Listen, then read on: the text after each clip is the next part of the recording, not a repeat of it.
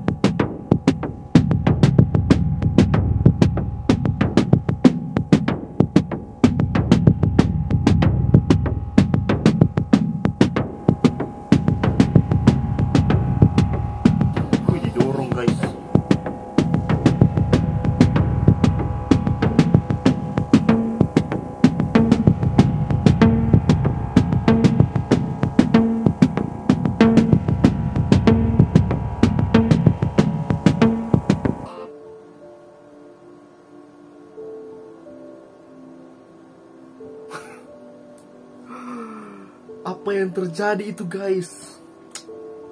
Apa sih hikmat di balik ibadah seperti itu? Apakah itu membuat orang semakin mengerti firman? Apakah itu membuat orang semakin takut akan Tuhan? Apakah orang-orang ini setelah terjadi seperti ini, hidup mereka semakin suci, tidak lagi buat dosa? Coba kita pikir baik-baik. Saudara, Alkitab jelas menjelaskan kepada kita bahwa orang dikuduskan oleh Roh Kudus melalui firman Tuhan, ya. Firman Tuhan adalah apa yang berwibawa, yang berkuasa untuk mengubah hidup kita. Iman muncul dari pendengaran akan firman, ya. Maka kita akan lihat sebenarnya apa arti orang kepenuhan Roh Kudus. Saya sudah pernah menjelaskan bahwa orang-orang yang dipenuhi Roh Kudus akan hidup mentaati firman, dan mereka akan mau melakukan tanggung jawab mereka dalam penginjilan, dalam pelayanan, atau dalam aspek apapun itu untuk kemuliaan Tuhan, dan mereka akan melakukannya dengan tanggung jawab penuh dengan sampai selesai tanggung jawab itu, ya. Banyak kasus-kasus di dalam Alkitab orang-orang dipenuhi Roh Kudus bukan jadi gila begitu, guys. Itu namanya jadi gila, ya. Saya nggak tahu, ini kenapa mereka percaya, ya, guys. Kenapa mereka percaya dengan hal-hal yang seperti itu? Saudara-saudara, tidak ada Roh Kudus membuat orang jadi tumbang-tumbang begitu, guys. Apalagi didorong-dorong begitu, ya, oleh pastornya. Didorong-dorong sampai jatuh. Bagaimana, ya?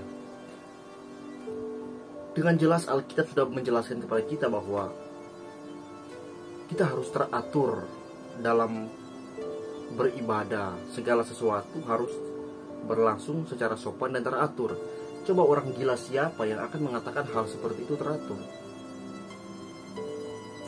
Kalau standarnya teratur seperti itu, wah, bagaimana standar kacaunya, saudara, ya?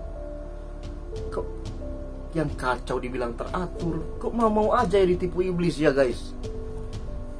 Mau-mau aja ditipu iblis gitu. Aneh loh. Ayolah, gereja-gereja yang begini, bertobatlah kalian, ya.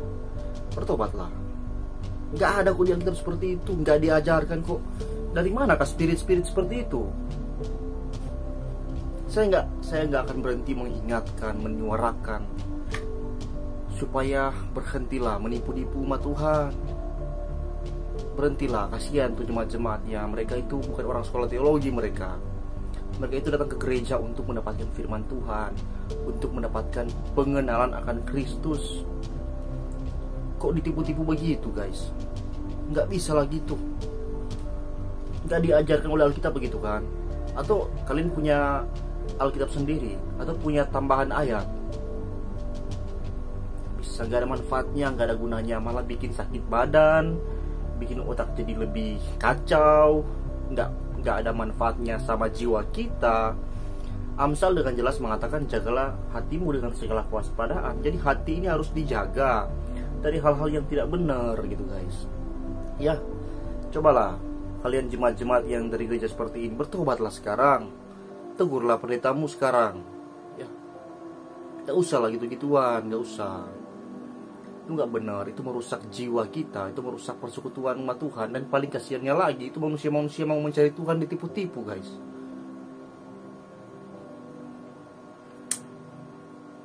Saya terbeban ya saudara untuk terus mengingatkan, tinggalkan pendeta. Ya kalau bisa tegur dulu lah kan, tegur pendeta, stop lah jajar begitu. Kami udah nonton di YouTube banyak yang bilang itu nggak benar, dan terbukti itu nggak benar, di Alkitab nggak ada begitu. Tegurlah pendeta-pendetamu itu. Kalau mereka nggak mau dengar, ya tinggalkan, nggak apa-apa kok. Carilah gereja lain yang mau dengan benar menafsir firman Tuhan, yang mau mengajar kalian untuk teratur dalam kehidupan, menyembah Tuhan, tapi tahulah takaran yang benar gimana kan, sesuai Alkitab nggak, bener nggak itu penyembahannya. Worship ya worship, tapi tolong dong ya kan, memuji Tuhan nggak harus begitu kok, bahkan nggak begitu, nggak bisa begitu, bukan cuma nggak harus, nggak bisa begitu, karena di Alkitab nggak ajar begitu. Kita harus menyembah di dalam roh dan kebenaran. Di dalam roh artinya dalam pimpinan Roh Kudus, dan kebenaran adalah prinsip kitab suci. Jadi Roh Kudus harus selalu beriringan berjalan dengan prinsip kitab suci. Gak bisa kita seenaknya, gak bisa. Roh Kudus memimpin manusia untuk taat pada firman, dan Roh Kudus membuat orang mampu melakukan firman Tuhan. Dan firman Tuhan akan dipraktekkan dalam pimpinan Roh Kudus. Gak bisa asal-asal guys, jangan guys ya. Kita hidup kita ini bukan lagi milik kita kan, milik Kristus kan. Ya taatlah pada Kristus, taatlah pada perintah-perintahnya yang sudah dia sampaikan lewat Alkitab. Jangan seenaknya. Dan kalian jemaat-jemaat yang ada di dalam gereja-gereja seperti ini, please, come on. Saya nggak bilang kalian untuk masuk ke gereja-gereja saya atau gereja-gereja, enggak. Carilah gereja yang benar, yang mengajarkan firman dengan baik, yang pendetanya tulus, mau menafsir kitab suci sesuai dengan kebenaran kitab itu sendiri, bukan kebenaran pikirannya, mau dia pakaikan kepada Alkitab dan mengajar kepada kalian. Akhirnya apa? Tersesat.